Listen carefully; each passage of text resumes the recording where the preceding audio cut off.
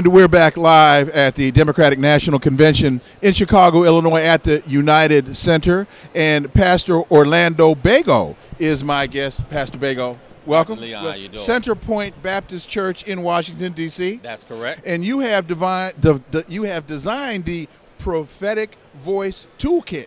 That's correct.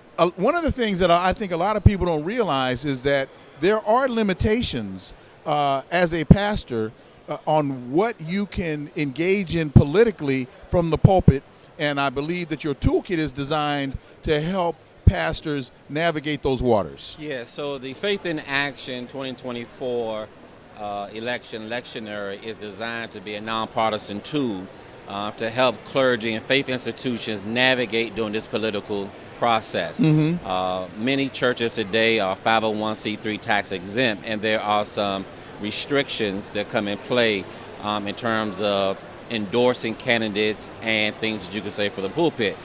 So this toolkit was designed to help churches really deal with the policy matters that are at hand coming up to the 2024 election. So if a pastor does not adhere to these guidelines, what are some of the problems that the church can have? Yeah, one of the main problems the church can have if it does not adhere to the 501c3 policy is that it can lose its tax exemption. Now, that's not a problem from some religious organizations who've never applied for 501c3. They're just set up as a religious organization. But we have a lot of churches that are engaged in social programming and receive government money as subsidies to help in urban communities.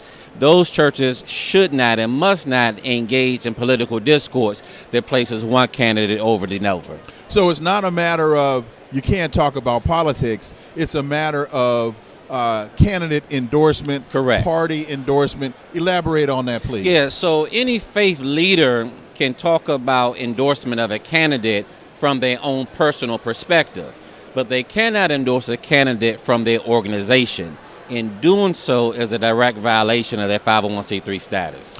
So talk about how you designed this toolkit, where people can find the toolkit, what's in the toolkit. Yeah, so what's in the toolkit is a section on do's and don'ts. My conversations with faith leaders dealt with they did not know what to talk about, what to preach on Sunday. And so the conversation began with your prophetic voice is also a part of your civic duty. And so in doing so, the toolkit has scriptures and sermons and lectionaries to help guide the conversation around voter engagement, voter empowerment, and voter turnout.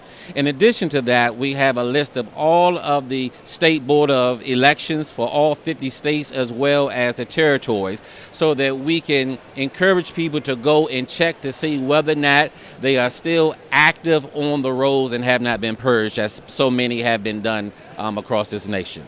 I don't want to stray too far out of my lane, but I do believe that that the Jesus of history was quite a political being, and as such, that's what caused many of the issues that Jesus found himself confronted with. Absolutely, and we have to always believe that God is a God of the oppressed. Those who we consider to be the least, the last, the lost, the left out, and the left behind. In layman's terms, we call them the marginalized communities. And so it is important that faith institutions engage with the political operations that are in place, not to just adhere to policies, but also challenge systems of oppressions that are impacting people. Pastor Orlando Bego, where do people go to access, where do pastors go to access your toolkit? Yes, pastors can go to drbegotransformed.com. You can follow me on all things Dr. Bego Transformed. Thank you very much, folks. Pastor Orlando Bego from the Center Point Baptist Church in Washington, D.C. We're coming to you live from the Democratic National Convention here in Chicago, Illinois. There's a whole lot more. Stay tuned.